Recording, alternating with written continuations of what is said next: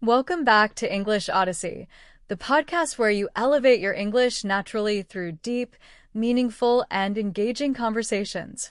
I'm Emma. And I'm Ben. Before we dive into today's topic, if you enjoy our podcasts and want to support the channel, please take a second to hit the like button, subscribe, and click the notification bell. It really helps other language learners find our content. Today, we are tackling a situation that gives even advanced English speakers a moment of panic, navigating an international airport in English. That's right, Emma. From check-in desks and security checks to sudden gate changes and immigration questions, airports can feel high stress.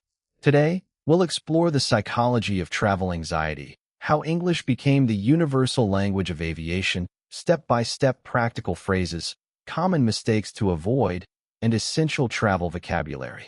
To understand why communicating at the airport feels so intimidating, Ben, we need to look at what happens in our brain during travel.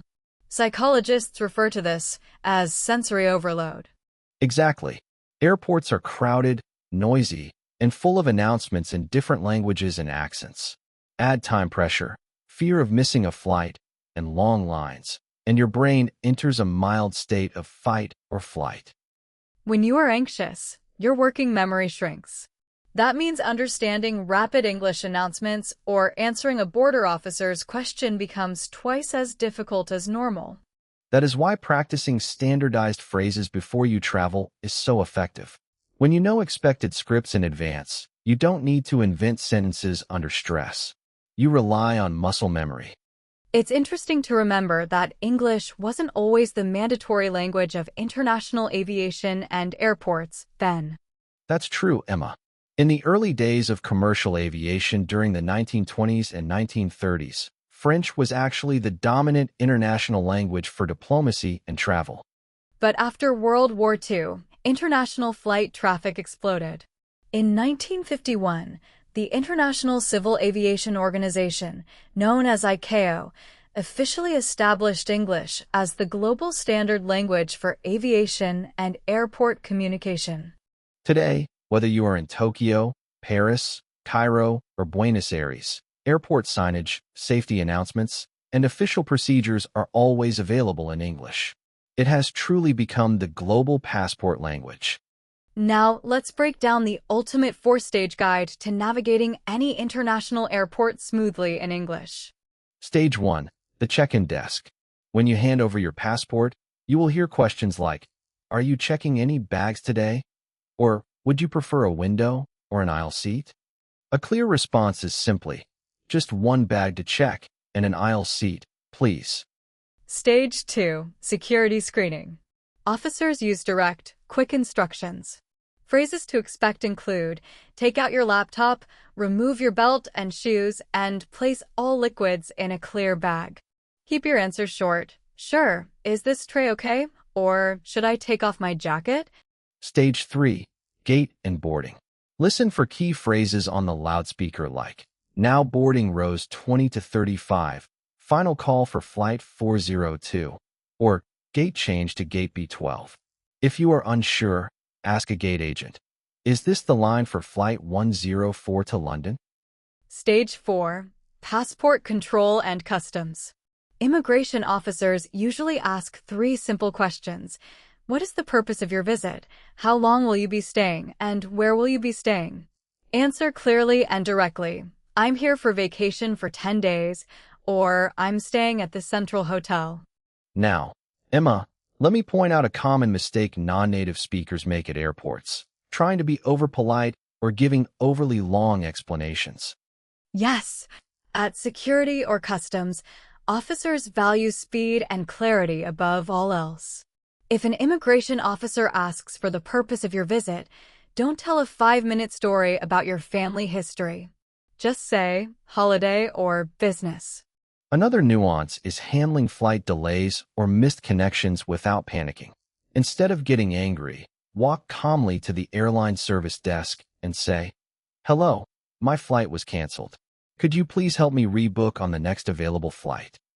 Being polite, concise, and stay calm will almost always get you better service and faster help from airport staff. It's time to test your listening comprehension with our 10-question quiz. Ben and I will read each question, give you a brief moment to think, and then share the answer. Question 1.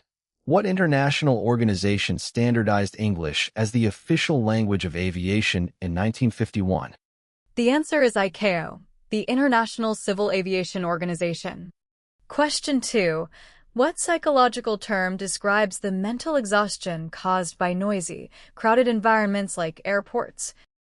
The answer is sensory overload. Question 3. What document do you receive at check-in that permits you to board the aircraft? The answer is your boarding pass. Question 4. If you want a seat next to the corridor rather than the window, what seat type should you request? An aisle seat. Question 5. What 3 main questions do immigration officers typically ask upon arrival? The purpose of your visit, the duration of your stay, and your accommodation location. Question 6. What is the best strategy when speaking to airport security officers? Keep your answers brief, direct, and clear. Question 7. What term refers to the maximum weight or size limit for your luggage? That is called your baggage allowance. Question 8. What phrase should you listen for on the loudspeaker when a flight is about to close? Final call. Question 9. What should you say if your flight is canceled and you need help at the airline desk? Could you please help me rebook on the next available flight? Question 10. Why did English become the universal language of airports after World War II? Because international flight traffic rapidly increased and required a single global standard. Fantastic job on the quiz. Let's review 5 high-value B1, B2 travel vocabulary terms from today's episode that you can use on your next trip. Word number 1. Layover, a noun. A period of waiting between flights at an intermediate airport. For example, we had a 3-hour layover in Frankfurt before our connecting flight to Tokyo. Word number 2. Boarding pass, a noun. A document provided by an airline during check-in giving a passenger permission to enter the plane. For example, please have your passport and boarding pass ready at the gate. Word number 3. Baggage allowance, a noun. The maximum amount or weight of luggage permitted per passenger. For example, check your ticket details to ensure your suitcase is within the baggage allowance. Word number 4. Customs, a noun. The government department that inspects luggage and collects taxes on imported goods. For example, after collecting your bags, follow the green sign to clear customs. Word number 5. Connecting flight, a noun. A flight that requires passengers to change airplanes at an intermediate stop to reach their destination. For example, if our first plane is delayed, we might miss our connecting flight. Here is your 7-day challenge for this week. Watch a 5-minute video of a real airport interaction in English on YouTube, or practice role-playing a check-in conversation out loud in front of a mirror. Once you complete the challenge, come back to this video and leave a comment telling us your favorite phrase or sharing a travel story. Thank you so much for joining us on English Odyssey. If you found this episode helpful, please hit the like button, share this video with a friend who loves traveling, and subscribe to our channel. Safe travels, keep practicing, and we will see you in the next episode. Bye-bye.